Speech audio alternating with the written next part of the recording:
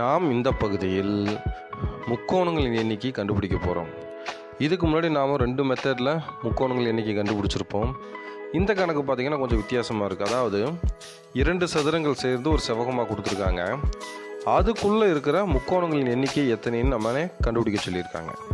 அதுக்கு நம்ம எப்பொழுதும் போல தான் நம்ம செய்யணும். என்ன பண்ணணும் அப்படின்னா, ஒவ்வொரு சதுரத்துக்குள்ளே இருக்கிற தனித்த முக்கோணங்களை நாம் எண்ணணும்.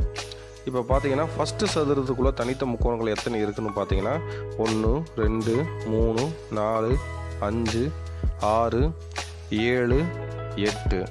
இப்போ பார்த்தீங்கன்னா இந்த சதுரத்துக்குள்ளே மட்டும் தனித்த முக்கோணங்கள் 8 இருக்குது. அதே போல் இந்த சதுரத்துக்குள்ளே தனித்த முக்கோணங்கள் எத்தனை இருக்குதுன்னு பார்க்கணும். இங்கே அதே போல் 8 தான் இருக்குது. எப்படி இருக்குது மாதிரி இங்கே 8ஓட முடிச்சதுங்களா, அந்த 8லேருந்து ஆரம்பித்து 9 10 11 12 13 14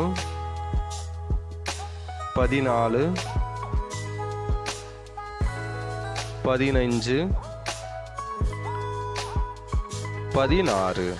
அப்போ நமக்கு 2ஐயும் சேர்த்து தனித்த முக்கோணங்கள் மொத்தம் எத்தனை கிடச்சிருக்குது அப்படின்னா 16 தனித்த முக்கோணங்கள் கிடச்சிருக்கு. இந்த கணக்கில் கொஞ்சம் வித்தியாசமாக நம்ம போடணும். என்ன அப்படின்னு பார்த்தீங்கன்னா, இந்த 2 சதுரத்தை சேர்க்கிற புள்ளிகள் நம்ம இணைப்பு புள்ளி அப்படின்னு சொல்லுவோம். அதே போல் இங்கே எத்தனை இணைப்பு புள்ளிகள் இருக்குது அப்படின்னா 2 இணைப்பு புள்ளிகள் இருக்குது. இது ரொம்ப முக்கியம். இந்த இணைப்பு புள்ளிகள் நம்ம கண்டுபிடிக்கணும். இங்கே 2 சதுரத்தை சேர்ற இடம் தான் இணைப்பு புள்ளிகள். 2 சதுரத்தை இணைக்கிற இடத்துல 2 இணைப்பு புள்ளிகள் இருக்குது.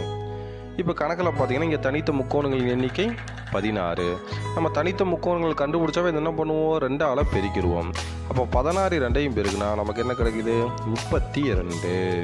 இப்போ தான் நம்ம என்ன பண்ண போகிறோம் அப்படின்னா, அந்த இணைப்பு புள்ளிகளை கொண்டு வர போகிறோம். அந்த இணைப்பு புள்ளிகள் மொத்தம் எத்தனை வச்சு நமக்கு 2.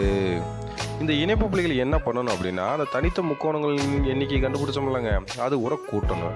அப்போ 32 கூட்டல் 2 சமம் 34. ஆக மொத்தம் இங்கே உள்ள முக்கோணங்களின் எண்ணிக்கை எத்தனைங்க, 34. அவ்வளவுதான்.